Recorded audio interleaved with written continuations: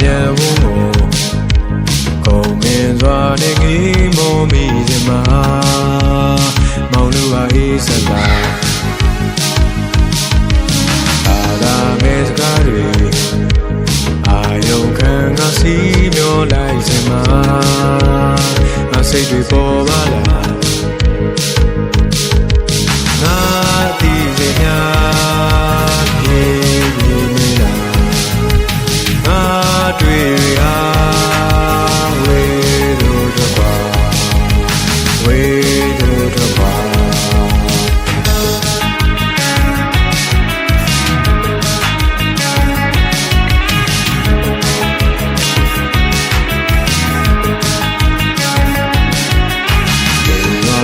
ကားကို